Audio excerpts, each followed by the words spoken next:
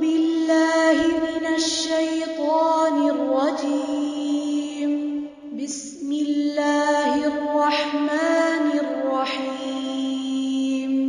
تبارك الذي بيده الملك وهو على كل شيء قدير.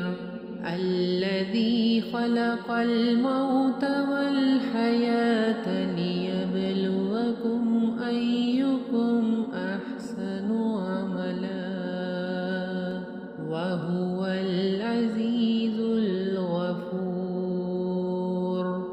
الذي خلق 7 سماوات طباقا ما ترى في خلق الرحمن من تفاوت فارجع البصر هل ترى من فطور ثم ارجع البصر كرتين ينقلب إليك البصر خاسئا وهو حسير.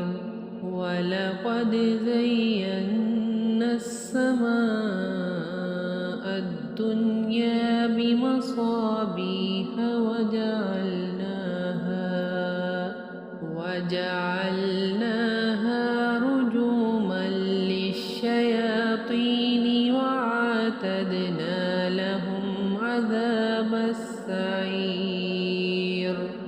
وللذين كفروا بربهم عذاب جهنم وبئس المصير. إذا ألقوا فيها سمعوا لها شهيقا وهي تفور تكاد تميز من الغيظ كلما ألقي فيها فوج سألهم خزنتها ألم يأتكم نذير قالوا بلى قد جاءنا نذير فكذبنا وقلنا ما نزل الله من شيء إن أنتم إلا في ضلال كبير. وقالوا لو كنا نسمع أو نعقل ما كنا في أصحاب السعير فاعترفوا بذنبهم فسحقا لأصحاب السعير.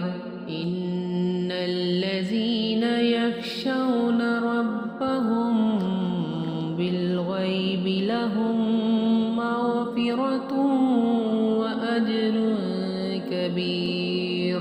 وأسروا قولكم أو اجهروا به إنه عليم بذات الصدور. ألا يعلم من خلق وهو اللطيف الخبير. هو الذي جعل لكم الأرض ذلولا فامشوا في مناكبها وكلوا من رزقه وإليه النشور. أأمنتم من في السماء أن يخسف بكم الأرض فإذا هي تمور أم أمنتم من في السماء أن يرسل عليكم حاصبا فستعلمون كيف نذير. ولقد كذب الذين من قبلهم فكيف كان نكير. أولم يروا إلى الطير فوقهم صافات يمسكهن إلا الرحمن إنه بكل شيء بصير أمن هذا الذي هو جند لكم ينصركم من دون الرحمن إن الكافرون إلا في غرور أمن هذا الذي يرزقكم إن أمسك رزقه بل لجوا في عتو ونفور أفمن يمشي مكبا على وجهه أهدى أمن يمشي سويا على صراط مستقيم قل هو الذي أنشأكم وجعل لكم السمع والأبصار والأفئدة قليلا ما تشكرون قل هو الذي ذرأكم في الأرض وإليه تحشرون ويقولون متى هذا الوعد